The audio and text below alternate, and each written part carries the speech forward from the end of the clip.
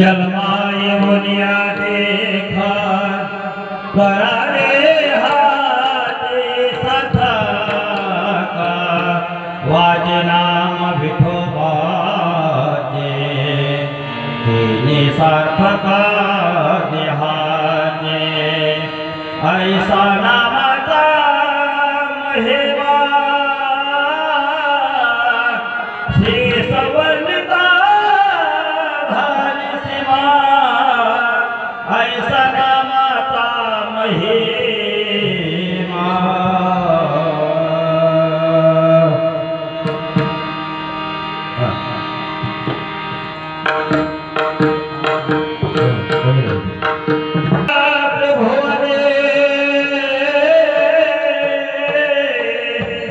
मने नामया चेतने वाचे नाम विठोबाचे तेने सार्थका देहाचे समटर सद्रोदम साधनिरा जगन्नी तपाने मंडनम मंडनानम तरुण तुलसी माला खंदनम खंदनेत्र सदे धवलचम विठ्ठलं चिंतया पांडुरंग करू प्रथमनम पांडुरंग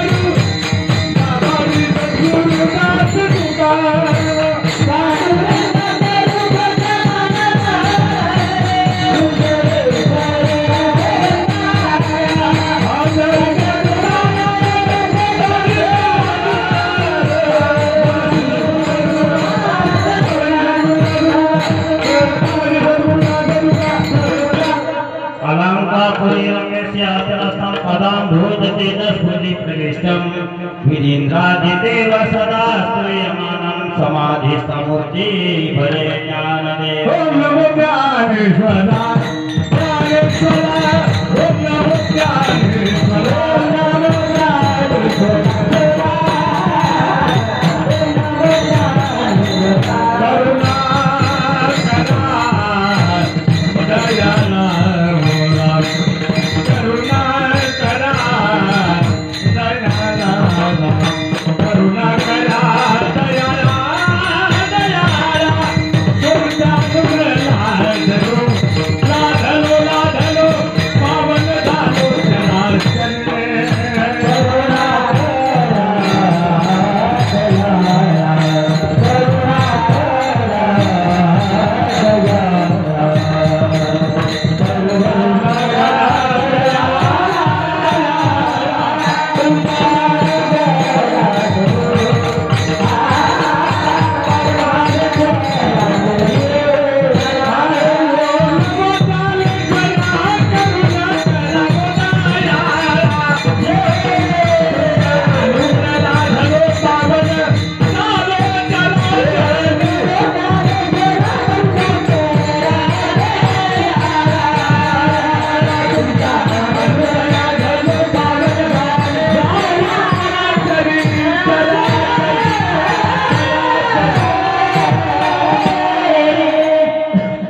जयांचे केल्या स्मरणा होय विद्येचे अधिकरणा ते जीवंतो श्री गुरु चरणा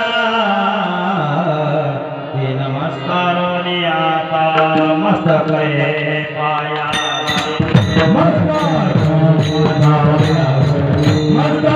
माझा पायावरी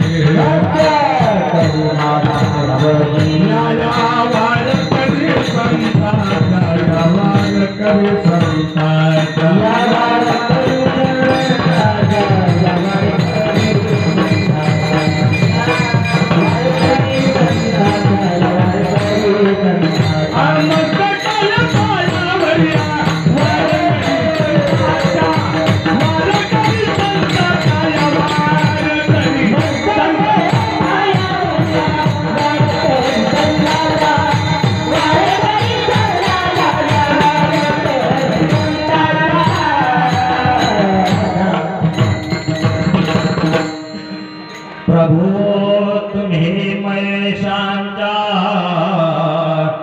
मूर्ती मी दुबळा अर्पित से भक्ती मनाने बोल जरे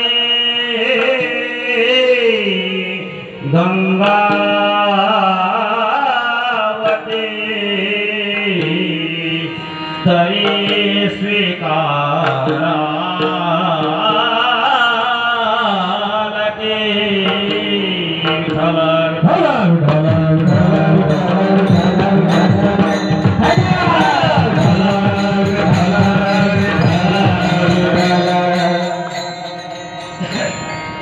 जलमा येऊन या देखा करा देहाचे सार्थका वाचे नाम विठोबाचे तिने सार्थक देहाचे प्रस्तुत प्राप्त प्रसंगी सेवेकरता निवडलेला अभंग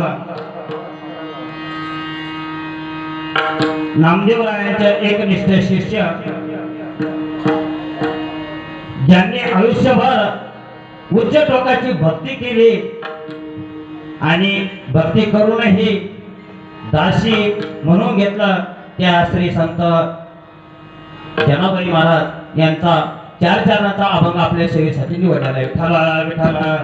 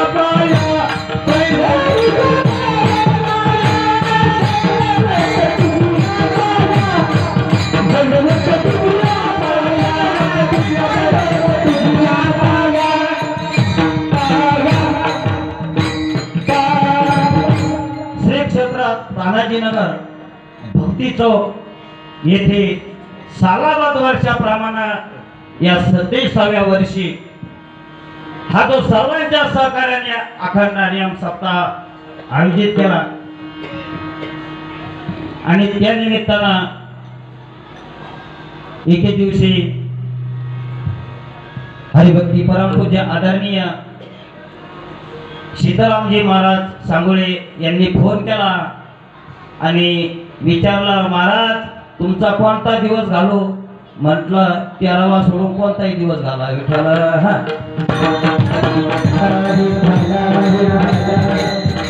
विनोदाचा भाग सोडून द्या, ते आमचे मेवणीच असल्यामुळं थोडं विनोदही चालत.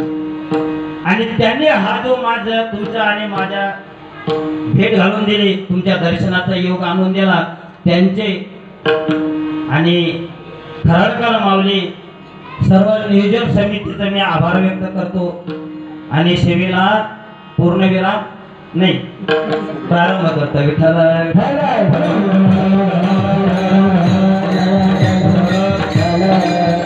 आणि उपस्थित सर्व टाळकरी मंडळी, आता प्रत्येकाचं तर नाव घेता येणार नाही कारण मला नावच येत नाही, लग्नात सुद्धा मी कधी नावच घेतलं नाही आणि त्याच्यामुळे मी काही कोणाचं नाव घेणार नाही. परंतु जेवढे जेवढे माझ्या परिचयाचे आहे आणि छत्रपती संभाजीनगर मध्ये गायन म्हणून गायन क्षेत्रामध्ये जे अग्रगण्य नाव आहे असे माझ्या गुरुस्थानी असणारे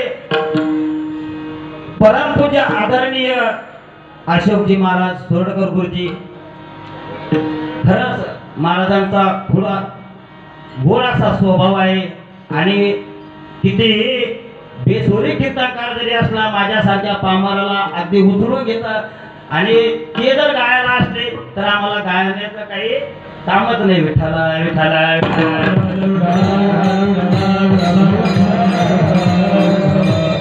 त्यानंतर हरिभक्ती परमपूज्य आदरणीय ज्यांनी चालीसाठी साथ केली, उत्कृष्ट गायनाचार्य हरिभक्ती परमपूज्य आदरणीय वैजनाथजी महाराज हे सुद्धा उपस्थित आहे आणि सर्व उपस्थित मंडळी. विठ्ठला विठ्ठला विठ्ठला.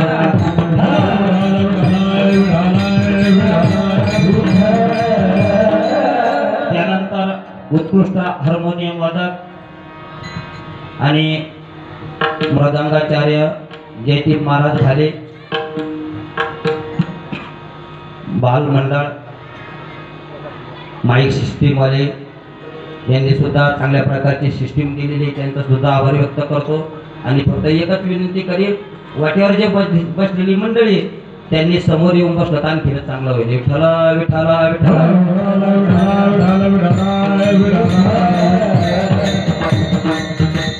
या ठिकाणी विठ्ठल रुक्माई यांची मूर्तीची प्राणप्रतिष्ठा करण्यात आलेली आहे आणि ज्यावेळेस मी या क्षेत्रामध्ये पाऊल टाकलं त्यावेळेस मी पंढरपूरला गेलो असाच मला भास झाला. कारण मूर्ती जितकी सुंदर आहे की पंढरपूरची मूर्ती आणि ह्या मूर्तीत काही असा फरक नाही. आणि जे आपल्या मूर्ती ज्यांनी दान दिलेले हरिभक्ती परमपूज्य आदरणीय राजेंद्र महाराज मोरे, बरोबर ना, यांनी मूर्ती भेट दिलेली आहे आणि आपल्याला दर्शनाची योग त्यांनी घडून दिला. परंतु इथपर्यंत करून आपल्याला थांबता येणार नाही. याच्याही पुढे आपला जो काही काम राहिलं ते मी तुम्हाला थोडं सांगणारच आहे. विठ्ठला विठ्ठला.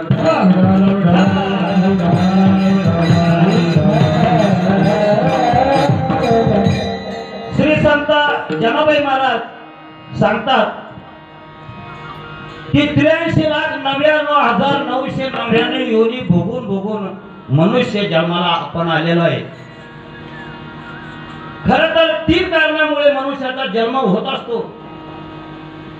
एक पहिलं कारण असं आहे की ज्याचं पाप असलं, पाप असल्यानंतर मनुष्य जन्माला आपल्याला यावं लागतं. त्याच्यानंतर जर मरते वेळेस आपली काही वासना जर अपुरी राहिली तर ती वासना पूर्ण करण्यासाठी पुन्हा मनुष्य जन्माला आपल्याला यावं लागतं. आणि तिसरं कारण वासना.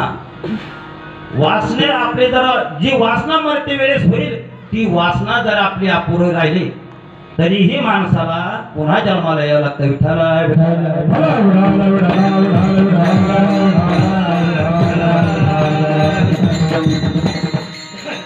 ज्या वेळेस नामदेवरायांनी भगवंताच्या चरणी प्रार्थना केली की मी या जन्मामध्ये शतकोटी अभंग करीन, भगवंता म्हणू लागले, पंढरीश पांडुरंग म्हणू लागले, नामदेवराया हा जो प्रश्न, हा जो संकल्प तुम्ही घेतलेला हा इतका साधा नाही महाराज. संकल्प करणं काय, पण जो करतोय ना त्याला माहिती असतं. बाकीचे म्हणतील सप्ताह करणं काय अवघड आहे, परंतु केल्यानंतर कळतं की सप्ताह करणं किती अवघड आहे. विठ्ठला विठ्ठला. अहो खंडन कोणालाही करता येतं पण मंडन कोणालाही करता येत नाही. आता तुम्ही माणसां की भाले महाराज हे खंडन आणि मंडन हे तुम्ही काय आणलं? खंडन म्हणजे समजा एखाद्याच्या घरी बोलू नका, आपण एखाद्याच्या घरी गेलो आणि त्यांनी आपल्यासाठी जेवणाचे पदार्थ केले, पिठलं आणि भाकरी.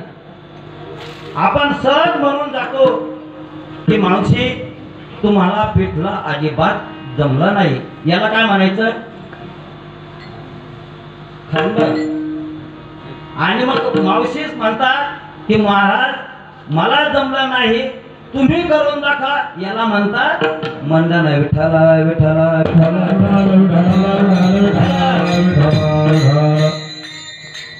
माईकचं तोंड तिकडच पाहिजे होते, हार्मोनियमचं माईक चांगला नाही, कीर्तनकार हेच नको होते, गायक असेच नको तसेच नको, असं प्रत्येकाला बोलता येईल, परंतु कार्य करणं किती अवघड आहे हे आमच्या सप्ताह कमिटीला विचारा. धन्यवाद आपल्या कमिटीला द्यावे तितके धन्यवाद कमी पडतील महाराज. 27 वर्ष आपला जो सप्ताह चालू आहे, खरंच पंढरीश पांडुरंगाचा आपल्याला कृपा आशीर्वाद आहे आणि म्हणून आतापर्यंत हा सप्ताह चालू आहे. काही तर पहिल्या वर्षी होतो आणि दुसऱ्या वर्षी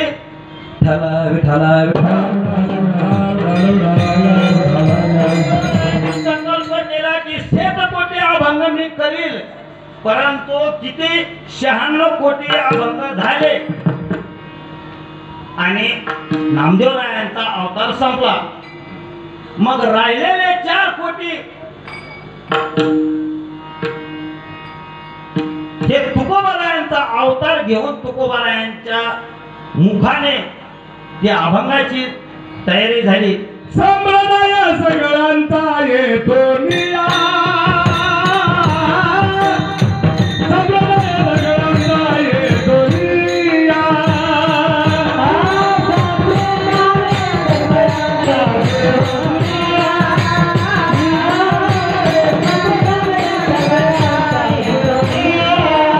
जगद्गुरु तुका अवतार नामया साबोला,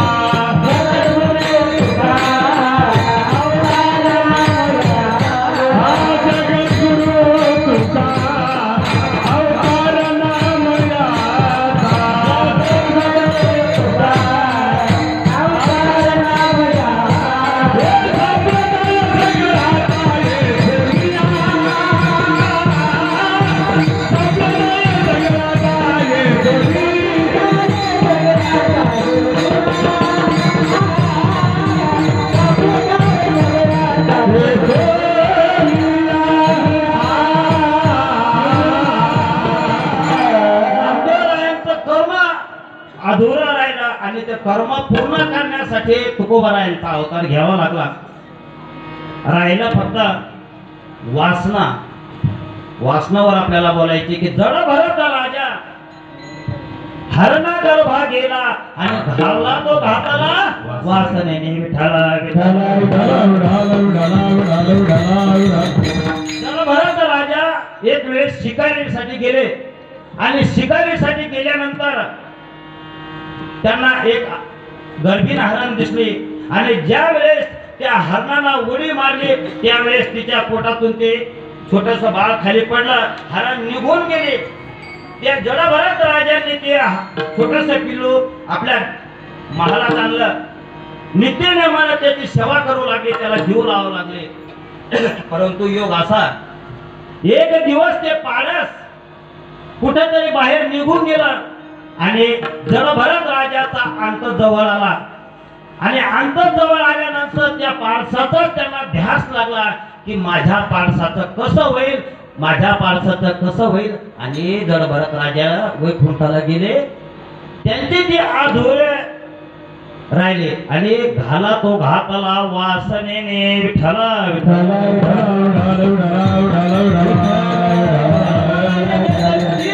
आतापर्यंत आपल्या समोर प्रस्तुत केले.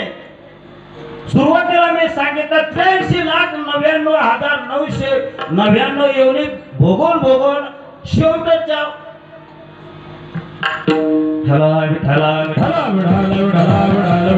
एक एक योनी कोटी कोटी फेरा तेव्हा लागे वारा मनुष्याचा आणि शेवट आपण इथं जन्माला आलो. परंतु इथं जन्माला येऊन जनाबाई महाराज म्हणतात की बाबांनो, या जन्माला तुम्ही आलाच ना, मग आपण काय करायला पाहिजे.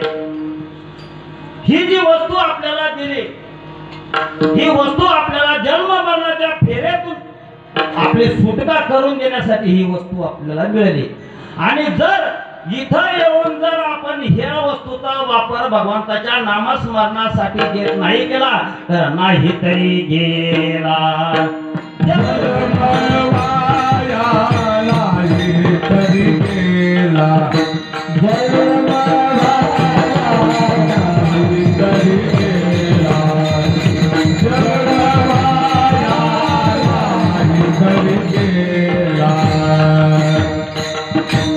नाही तरी गेला जन्मवाया तुका म्हणे मोक्ष चला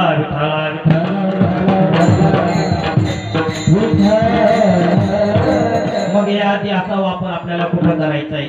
समजा आपल्याला हा देह इतका पवित्र आणि आहे आणि बाकीच्या जन्मात आपल्याला जन्म मरणाच्या याच्यातून राहत गाड्यातून मुक्त होता आलं नाही. हे ज्ञान बाकीच्या जन्मात नाही. तुम्ही याद देह करे याद देह करे देवाचे भजन देवाचे भजन राम याद देह करे याद देह करे याद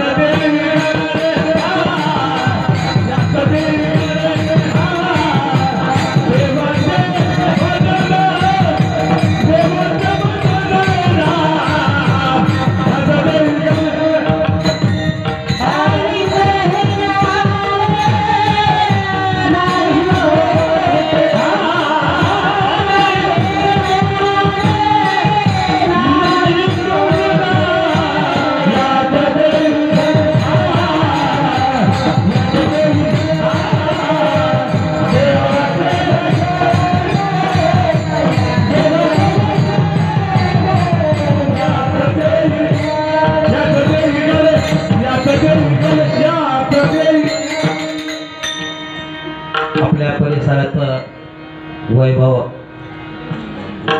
उत्कृष्ट कीर्तनकार हरिभक्ती परमपूज्य आदरणीय जनार्दनजी महाराज बोत्रे यांची सुद्धा सेवा आहे आपल्या सप्ताहामध्ये आणि ते सुद्धा उपस्थित आले. त्यांचा सुद्धा स्वभाव अत्यंत प्रेमळ आहे. ते आणि मी एकाच दिंडीत असल्यामुळं एकदम त्यांचं जवळून दर्शन झालं. त्यांना सुद्धा प्रणाम. विठ्ठला विठ्ठला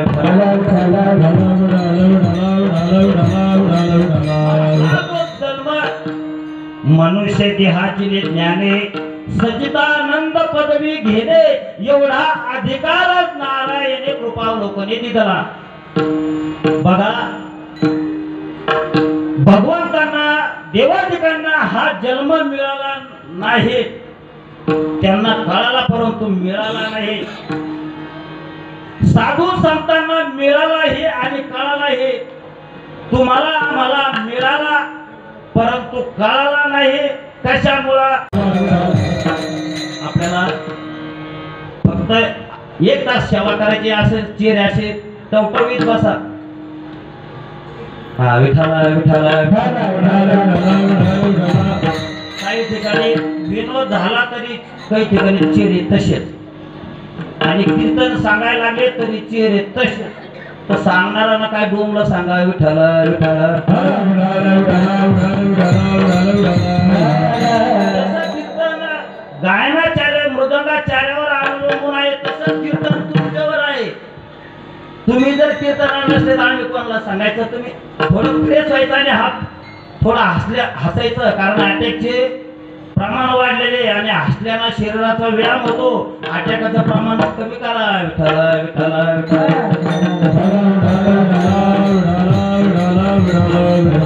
एक सांगायचं एक ज्याच्यासाठी आपल्याला काय ज्याच्यासाठी हा जन्म मिळाला ना, मग कशासाठी मिळाला आपल्याला महाराजांनी प्रमाण दिलेले. मग ही वस्तू ज्याच्यासाठी मिळाली तेच आपण करायला पाहिजे. पावसाळ्याचा असा हवामान खात्यानं असा अंदाज दिला की छत्रपती संभाजीनगर येथे 5 वाजेला मुसळधार असा पाऊस पडणार आहे. तेव्हा एक वारकरी दुकानात गेला. दुकानात गेल्यानंतर ते वारकऱ्यांना विनंती केली, दुकानदार आम्हाला एक छत्री द्या. दुकानदाराने छत्री दिली आणि छत्री घेऊन वारकरी असे जिथं पैसे पेड करतात तिथे गेले आणि त्यांना विचारू लागले की या छत्रीची गॅरंटी ही किती दिवसाची. म्हणे ही भरपूर दिवस चालणारी छत्री आहे, फक्त तुम्ही 2 गोष्टी करायच्या, उन्हाळ्यात वापरायची नाही आणि पावसाळ्यात काढायची नाही. विठ्ठल विठ्ठल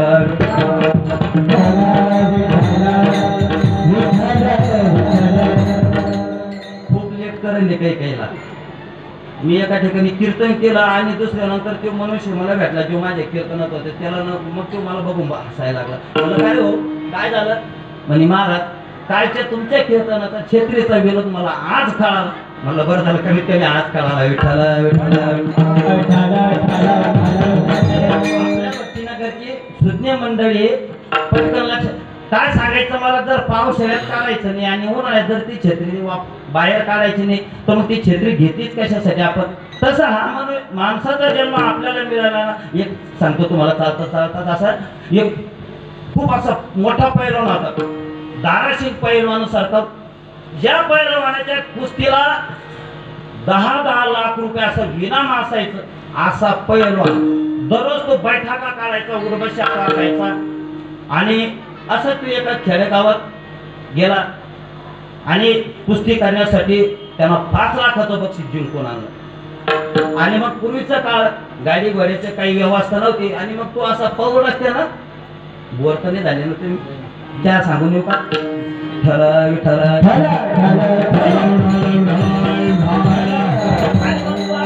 पवड असते ना चालला आणि मग त्याला काय झालं, हे 5-25 अशा लहान पोरांनी धरलं, त्या वड्यात उतरल्यानंतर इतका मारला, खूप असा सुंदर मारला, रक्त अंगातून निघा लागलं, पाठीला असे लागला आणि कसं तरी असं विद्रुपचार झालं. बिचारा घरी गेला आणि बायकोने ती दयनीय अवस्था पाहिली पैलवानाची.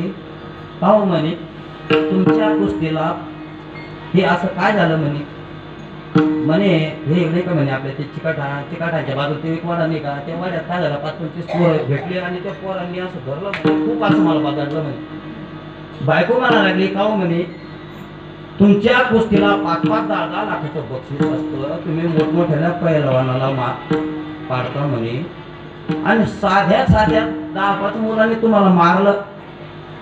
पैलवान म्हणा लागली म्हणे वेडी म्हणे तू इतकी ताकद कमायला या अशा फालतू कामासाठी वापरतो काय म्हणे. मी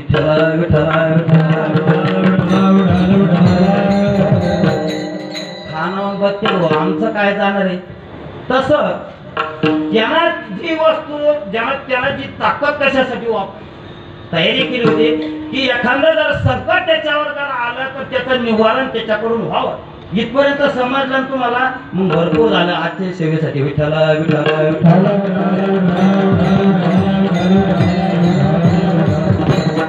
मग असा हा जन्म आपल्याला कशासाठी दिला, या जन्माचं येऊन आपण उद्धार करून घ्यावा. आपण या जन्माला आलो असं जनाबाई महाराज प्रथम त्या जन्मायुनी देखा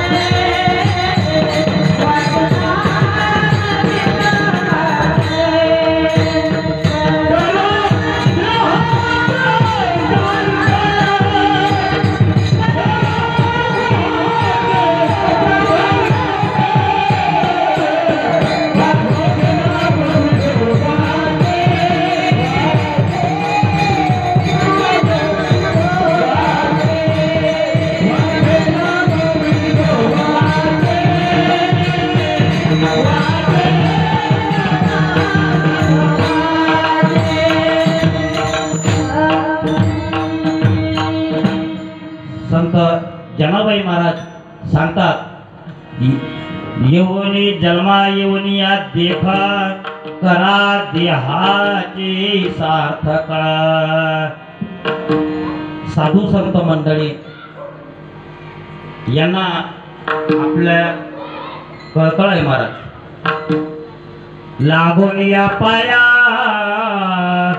विनवितो तुम्हासी करे टाळी बोला मुखी नाम. आपल्या चरणाला लागतात, विनंती करतात बाबांनो लागून या पाया विनवितो तुम्हाला करे टाळी बोला मुखी नाम. जर पायाला लागूनही जर ऐकत नसले, आपण आपल्या मुलाला जर समजावून सांगत असताना गोड भाषा अगोदर वापरतो आणि गोड भाषेतही जर नसं ऐकत तर त्याला आपल्या हाताचा भाषा वापरावं लागते. तसं नाथ बाबा आपल्याला तुकोबाराने लागून सांगितलं, पायाला स्पर्श करून सांगितलं, कुणी ऐकायला तयार नाही. त्याच्यानंतर नाथ बाबा सांगतात हरिपाठातून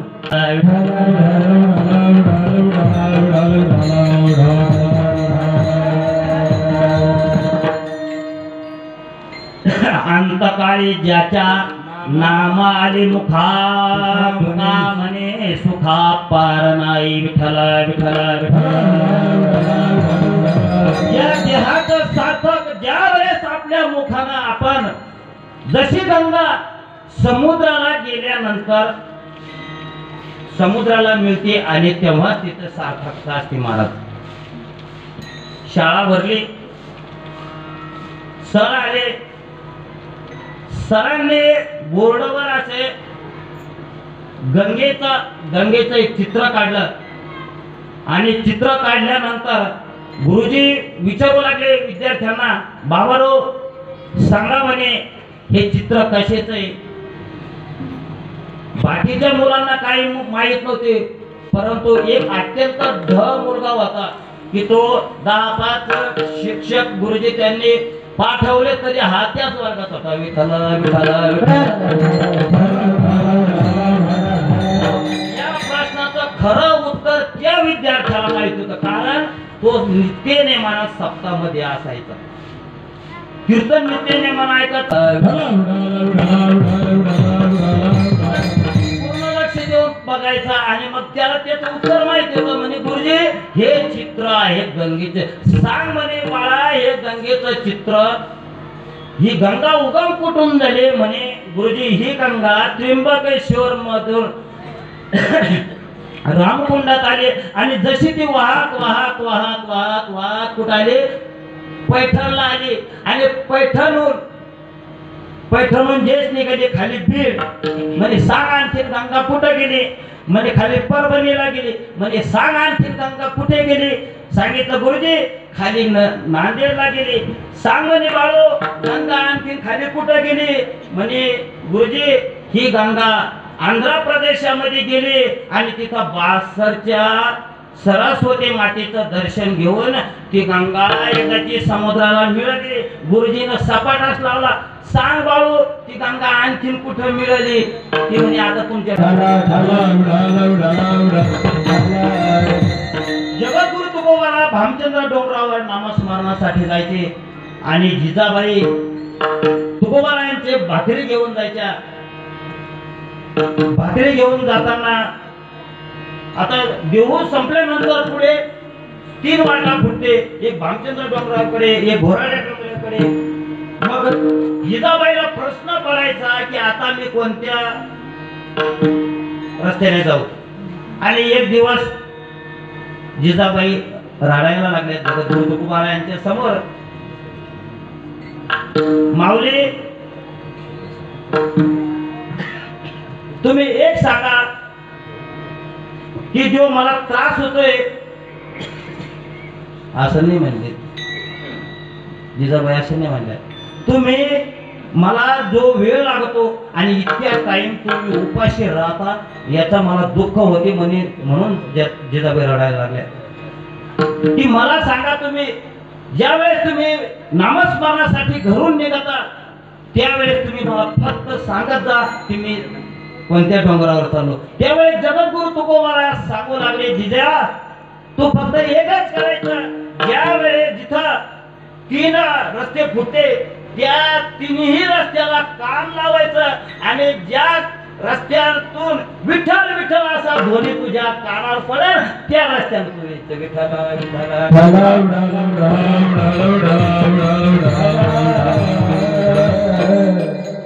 अशी नामस्मरणाची शक्ती महाराज.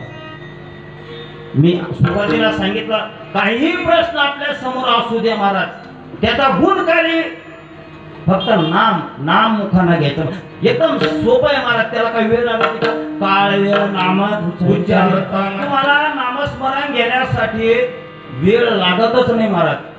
बरं काळ लागत नाही तुम्ही स्वयंपाक करत असताना नाही नामस्मरण करू शकता हे का नाही. पण आपली सवय तशी नाही महाराज. 4 गप्पा शिल्लक मारते करून नामस्मरण घेणार नाही विठ्ठल विठ्ठल.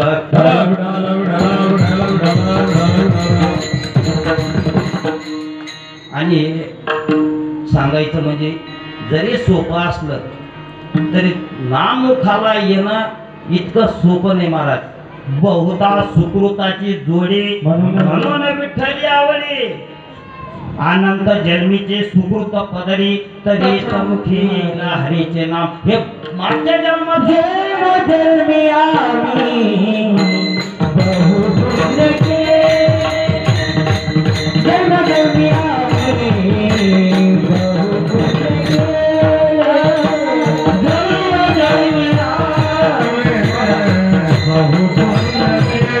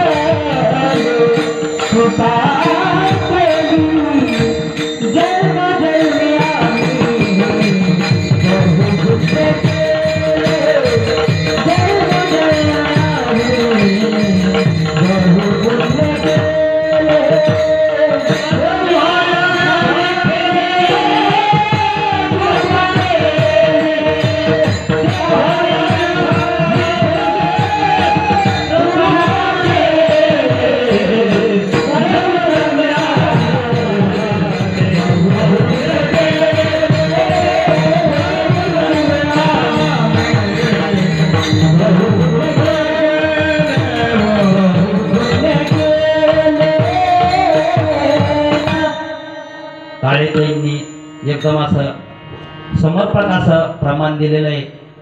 जन्मोजन्मी आम्ही बहुपुण्य केले. आपलं पुण्य आहे आणि म्हणून बरं त्याच्यासाठी काही वयाची मर्यादा आहे का. आता हा मुलगा आहे नामस्मरण करू शकतो का नाही. काही गोष्टीला मर्यादा असते. आता हा जर म्हणला मला लग्न करायचं जमन का पण नामस्मरण करायचं म्हणलं तर जमन. सकाळशी येते तिथं जातीपातीचंही बंधन नाही लहान मोठा तेही बंधन नाही. सगळ्याला घेता येईल असं सोपं सापं साधन आहे विठ्ठल.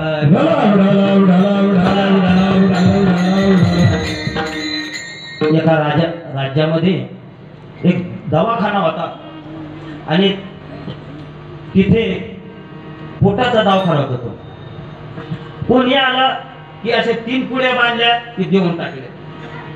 एकदम व्यवस्थित ठेवायचं. कंपाऊंडरला विचार केला की कुठपर्यंत डॉक्टराच्या हाताखाली राहायचं. तसंच असतं महाराज. आम्ही तर कुठं लगेच डायरेक्ट कीर्तनकार झालो. अगोदर टाळकरी होतो मग गायनाचार्य झालो मग आता या जागेवर येऊन उभा राहिलो. तसं त्यानं ठरवलं आता कंपाऊंडर तरी कुठपर्यंत राहतो म्हणजे आपणही दवाखाना टाकू म्हणजे. त्यानं लगेच बोर्ड लावून टाकला येथे सर्व दुखण्यावर विलाज केला जाईल. आता पहिल्याच वेळेस एका बाईचं पोट दुखायला लागलं तर बिचारे आले म्हणे डॉक्टर साहेब म्हणे बोला माझं पोट दुखायला लागलं म्हणे घ्या 3 पुड्या जा. 3 पुड्या घेतल्या 50 रुपये घेतले. 3 पुड्या द्याला ते 3 पुड्या त्या बाईनं घेतले. योग असं झालं पोट बरं झालं. त्याच्यानंतर असं झालं की एका कुंभाराचं गाढव हरवलं. मला सांगायचं एकच फक्त सगळ्या प्रश्नावर विलास सांगायचं. नामस्मरण तसं मी समजून सांगितलं. हा दृष्टांत म्हणजे एक तुम्हाला सिद्धांत समजून सांगण्यासाठी गुणकारी. एका कुंभाराचा गाढव हरवला आणि गाढव हरवल्यानंतर ती बाई भेटली आणि ती बाई म्हणू लागली, कुंभार दादा काय झालं? म्हणजे माझं गाढव हरवलं. मग एक काम करा ना, दवाखान्यात जा ना. आता त्या खरं तर त्या गाढव होतं त्या दवाखान्यात काही संबंध आहे का? काही संबंध नाही. गेले कुंभार दादा बी आणि डॉक्टर साहेब म्हणलं, डॉक्टर साहेब माझं गाढव हरलं म्हणे, घ्या 3 पुड्या. 3 पुड्या घेतल्या, घरी गेला. योगा का असं झालं तर सुरू झाली. सुरू झाल्यानंतर घे डबड डोंगरावर जाय, घे डबड डोंगरावर जाय. आता योगा असं झाला 3 दिवस झाले. त्याला वाटलं कुठं डोंगरावर जातं खाली आता डोंगरावरच मुक्काम करून आपण ते डोंगरावर बस थांबलं आणि दुसऱ्या दिवशी पुन्हा गेलं. योगा असं ते गाढव चरत होते, ते सापडलं हो त्याला. मग असं झालं, राजाची बायको काही नांदत नव्हती. राजा काही तिला सांभाळत नव्हता. मग तिनं विचार केला आणि खरं तर जिला नवरा सांभाळत नसतो ना, ती कशी जरी राहिली तर ती लोक नावच ठेवणार. राजाला प्रश्न पडला, आपल्या बायकोला जर आपण आणलं नाही तर लोक आपल्याला नाव ठेवते. असं विचार करत असताना तिला पण राणीला पण कळलं की आपल्याला सुद्धा पतीच्या घरी जायचं, परंतु राजा काही न्यायालय येणं काय करावं. ते कुंभार दादा तिला भेटले राणीला. म्हणे असं करा तुम्ही डॉक्टर साहेबाकडे दवाखान्यात जाणार. राजाची राणी दवाखान्यात गेली. तिनं सुद्धा 3 पुड्या घेतल्या, घरी गेली. घरी गेल्यानंतर तिला पण सुरू झालं आणि अशक्तपणा आला. राजाला कळलं. राजा पुन्हा घेऊन आला राणीला. राणी म्हणू लागली, विठ्ठला विठ्ठला विठ्ठला विठ्ठला. राणी म्हणू लागली, तकलीफ झाली पण राजानं मला घेऊन आले. त्याच्यानंतर असं झालं की परकीय सैन्याने राज्यावर आक्रमण केलं. ही बातमी यांना राजाला कळली. आता काय करावं? बाकीचे लोक म्हणू लागले, चला ना दवाखान्यात. सगळ्या गोष्टीवर विलास काही म्हणे तिथं. राजे दवाखान्यात गेले म्हणे, डॉक्टर साहेब तसं नाही करावं लागायचं म्हणे. सगळे जेवढे सैनिक आहे त्याची लिस्ट करा, तितक्या पुड्या बांधल्या. दुसऱ्या दिवशी सगळ्याला सुरुवात झाली. ते परकीय सैन्य असं म्हणू लागलं, हे सगळे दगडे घेऊन पळायला लागले म्हणे. इथं काही कोरोनासारखी साथ आली काय म्हणे, नको म्हणे इथं यांच्यावर आक्रमण करणं. गेले सैन्य परत. विठ्ठल विठ्ठल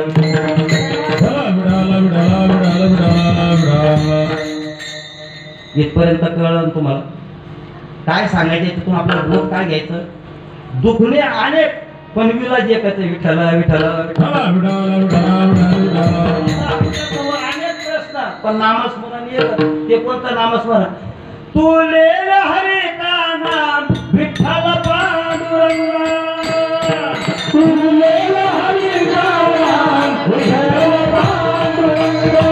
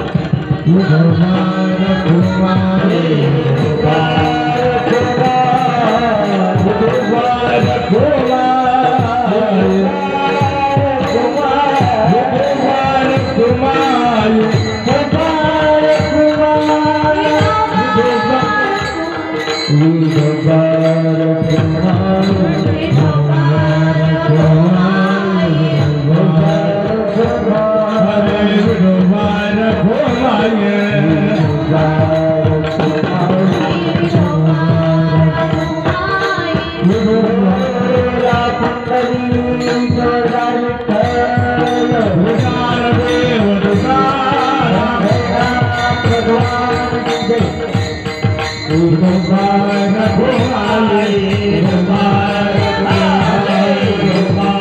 हो आई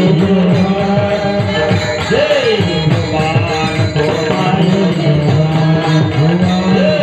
मुबारक हो आई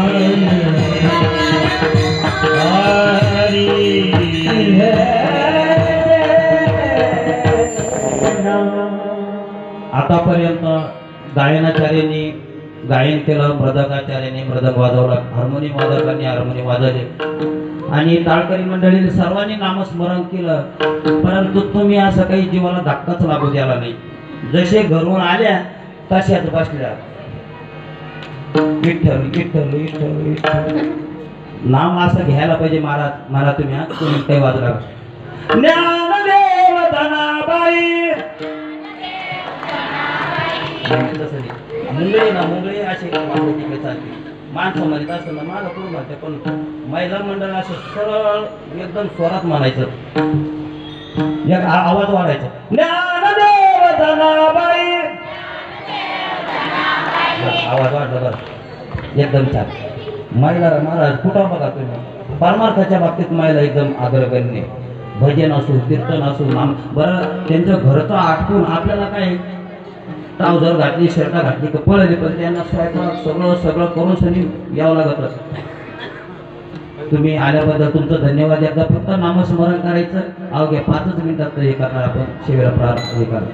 ज्ञानदेव धनाबाई वाह सोपनगड मुक्ताबाई हा ज्ञानदेव धनाबाई सोपनगड मुक्ताबाई म्हणा. हा ज्ञानदेव धनाबाई माझ्या काही म्हणत नाही. वा वा काय हुशार माहिला महाराज. ऐसा नामाचा तिसऱ्या चंद्रासारखा जन्म होय महाराज. ऐसा नामाचा महिमा शेष वर्णिता झाली सीमा. ज्यावेळेस प्रभू श्रीरामचंद्रांनी लंके जायचं होतं त्यावेळेस त्यांनी सेतू बांधला आणि विश्वकर्माचे पुत्र असणारे नळनीळ यांना वरदान होतं ते तुमच्या हातानं दगड करतील आणि दगड घालून ते सेतू बांधण्यात आला. श्रीराम प्रभूंना वाटलं की माझ्या नावात एवढी शक्ती, मी खूप समर्थशाली आणि समुद्राच्या काठावर श्रीराम प्रभू बसले. आपल्याकडे वेळ कमी असल्यामुळे श्रीराम प्रभूंनी लगेच दगड टाकायला सुरुवात केली. पहिला दगड टाकला, दगड खाली बुडाला. दुसरा दगड टाकला, तोही बुडाला. तिसरा दगड फेकला, तोही बुडाला. आणि मग त्यांना थोडं म्हणजे अपमान झाल्यासारखं वाटलं. आणि खरं तर असं आहे, सायकल आपण चालवत असताना आपण पडलो याचं दुःख नसतं माणसाला, परंतु आपल्याला कोणी पाहिलं का याचं दुःख असतं. तसं श्रीराम प्रभूला आपलं अपमान झालं याचं काही वाटलं नाही, पण आपल्याला कोणी पाहिलं का आणि पाठीमागं पाहिलं का हनुमंतराया उभं होते. म्हणजे हनुमंतराया तुम्ही कधी म्हणजे पहिल्याच दगडाला म्हणे हे कस काय म्हणे माझ्या हातानं दगड टाकले तर दगड तरले नाही आणि त्यांच्या हातानं म्हणे ही किंमत तुमच्यात नाही म्हणजे तुमच्या नामात आहे. विठ्ठल ऐसा नामाचा महिमा त्याचे वर्णन करता करता शेषालाही वर्णन होऊ शकलं नाही. असं आपल्याला या त्रिभुवनामध्ये हे नाम असं तारणार आहे असं शेवटच्या चरणात त्याला नाम तारक त्रिभुवनी नाम तारक त्रिभुवनी नाम तारक त्रिभुवनी नाम तारक मन नाम याती जन मन नाम याती जन जन ऐसा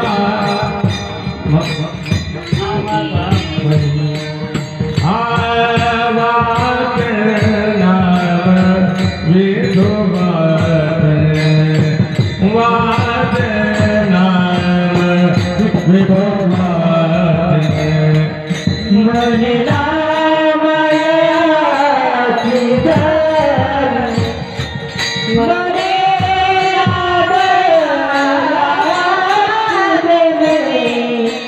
वासुनाम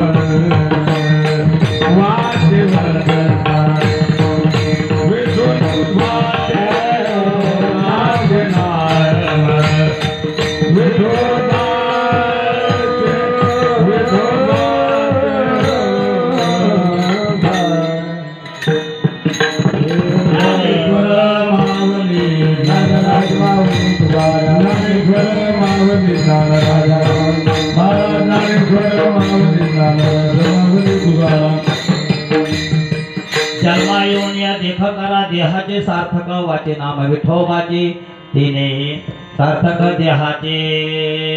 जनाबाई महाराजांचा संदेश आपणापर्यंत मी पोहोचवला. आज आपल्या या तीर्थक्षेत्रामध्ये पांडुरंगाची मूर्ती आलेली आहे आणि जोडीने आले. देव घरा आला भक्ती सन्माने पूजिला. फक्त मूर्ती इथपर्यंत आणून बसायचं आणि आपलं कार्य संपलेलं नाही.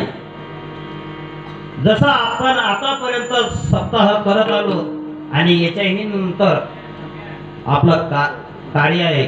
हे जे बालमंडळ आहे महाराज, खरं प्रकाशनगरच्या भजनी मंडळीला धन्यवाद द्यावा लागते. त्यांनी खूप अशी आणि ही संस्कृती जपणं आज काळाची गरज आहे. आज मोबाईलच्या जमान्यामध्ये यांना जरा एकच सांगा तुम्हाला, फक्त आपल्याला जर वृद्धाश्रमात जायचं नसल तर या बालवयाला हे संस्कार लावणं जरुरीचं आहे आणि त्याच्यासाठी मंदिर लागणार आहे. विठाला विठाला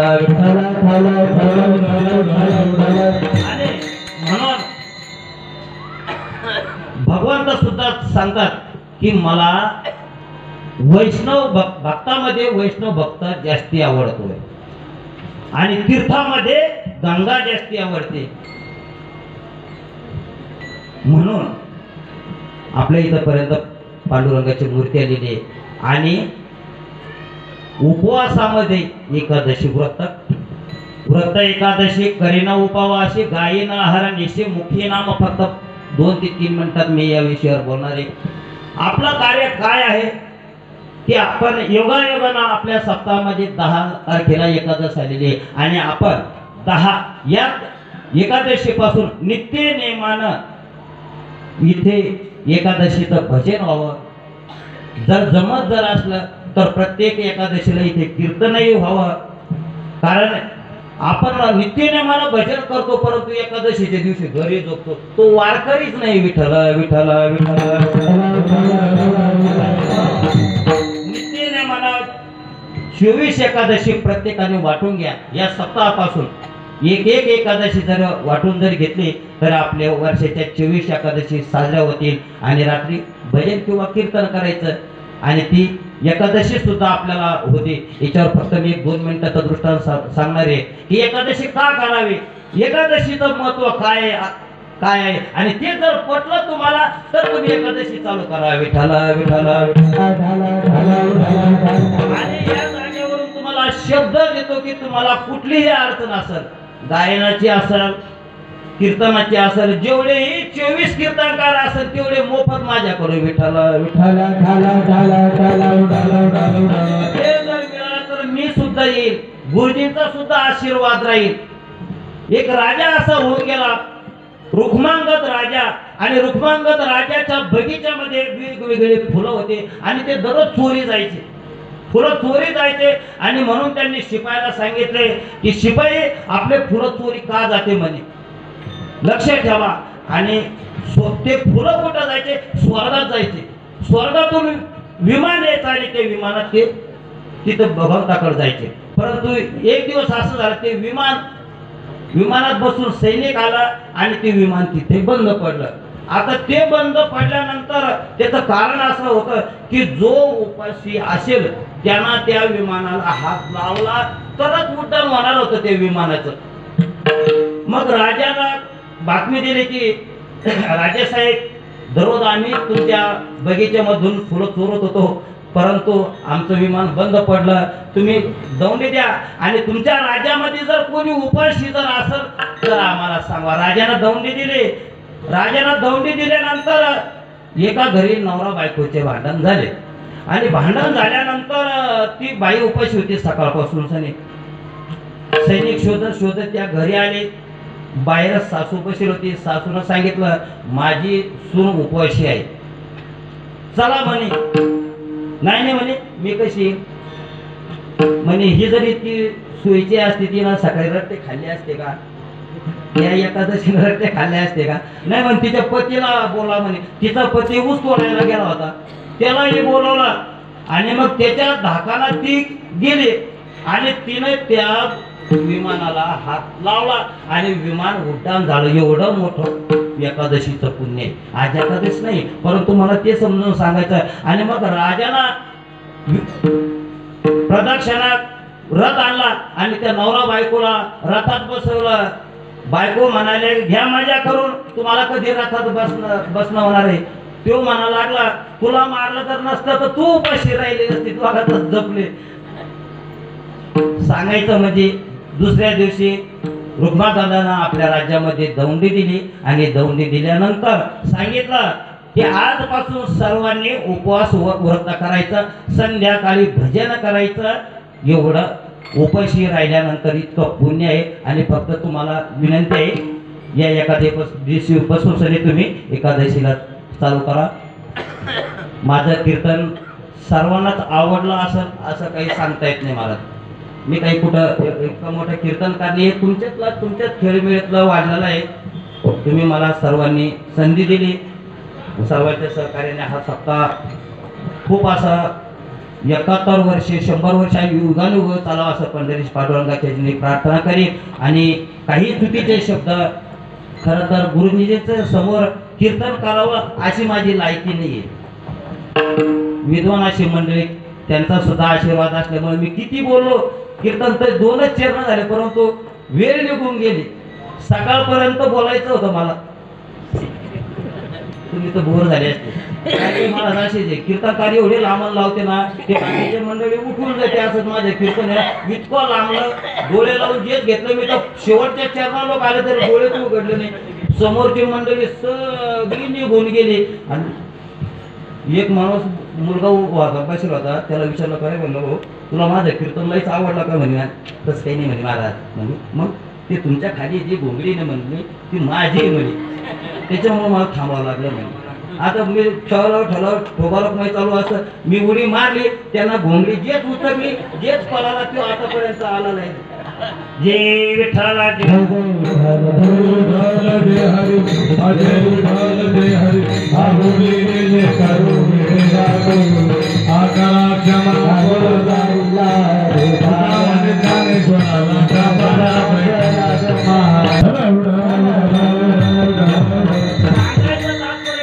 गंगा एकदा उगम झाली आणि गंगा एकदा समुद्राला जाऊन मी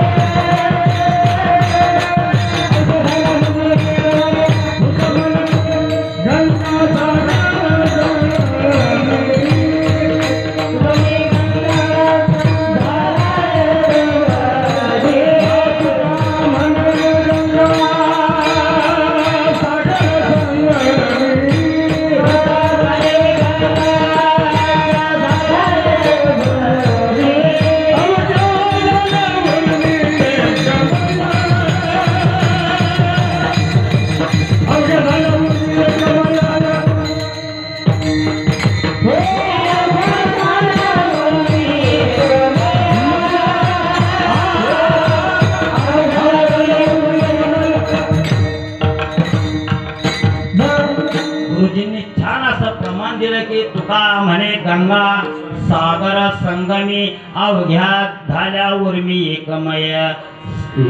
सागराचं पाणी आणि गंगेचं पाणी एकत्रित आलं. आता तिला पुढे कुठं जाण्याचा संभव नाही, ती मुक्त झाली.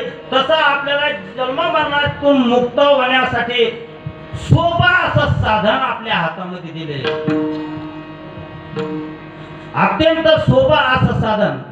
नाम संकीर्तन साधन पै सोपे जळतील पापे जलमांतरीचे. विठ्ठल विठ्ठल.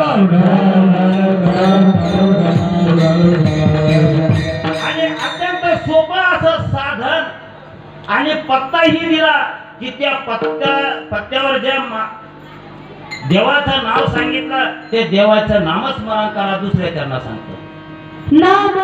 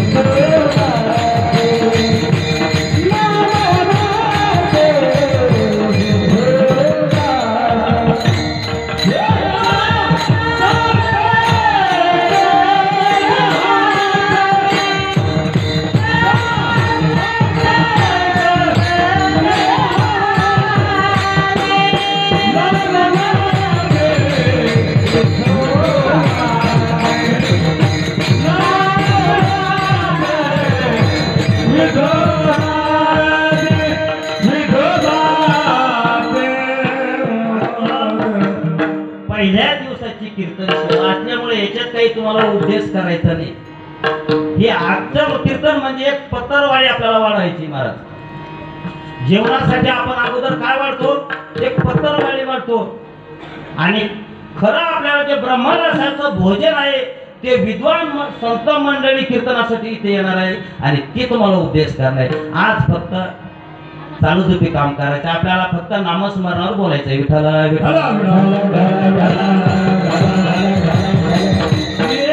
समितीचे असं असतं महाराज, नियोजन करतानाच ते असे तरबेज असतात नियोजन समिती आणि बरोबर हिरून कीर्तनकार बरोबर नेमतात महाराज.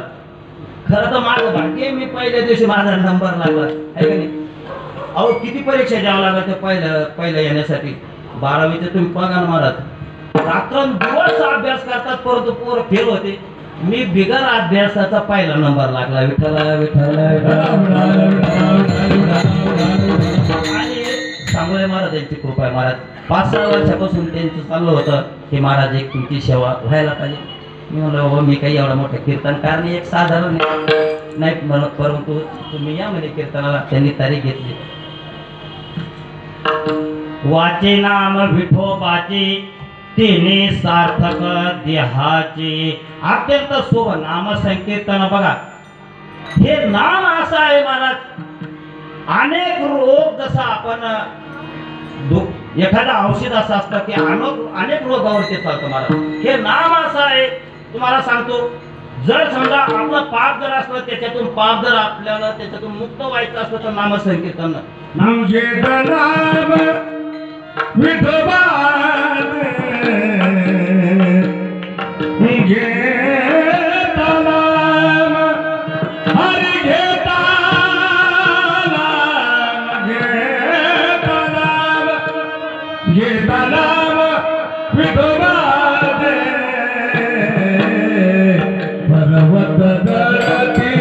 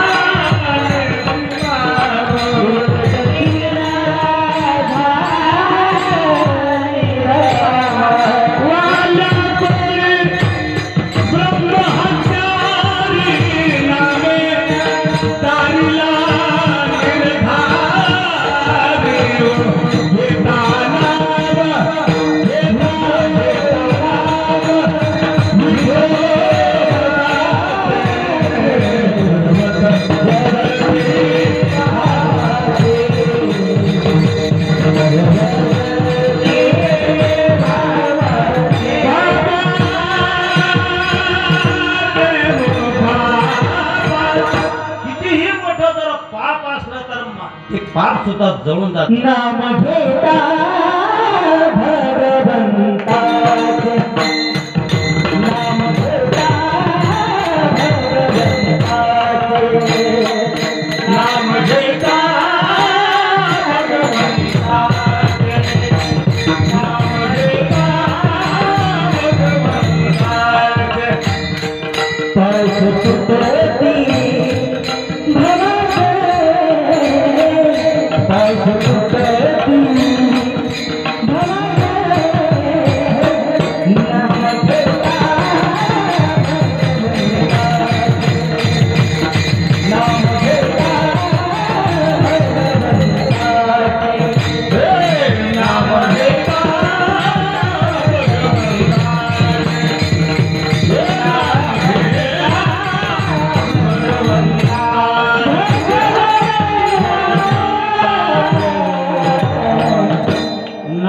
घेता भगवंताची.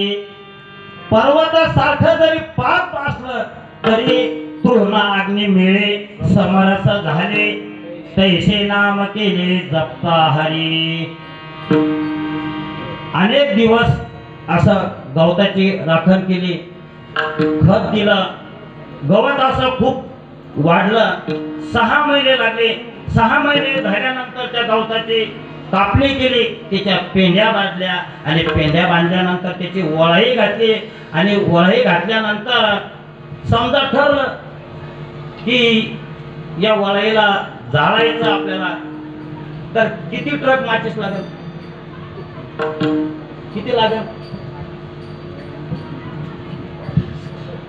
महाराज विचारणं बी खूप अवघड आहे. त्याला विचारलं ते म्हणते मग द्या तुमच्या आजचं पाकिट आम्हाला, त्याच्यामुळे त्याला विचारणं बी अवघड आहे. विठ्ठल विठ्ठल ती जर जाळायची असेल तर त्याला फक्त थिनगी एक गाडी सुद्धा जास्ती झालं. तसं नाम आपलं पाप किती असू द्या तरी ते एका क्षणात जाण्याची शक्ती नामात आहे. एक दुसरी गोष्ट, जर आपल्याला समाधान व्हायचा लागत असलं तर सदा नाम घोष करू हरी कथा तेने सदा चित्त समाधान. विठ्ठल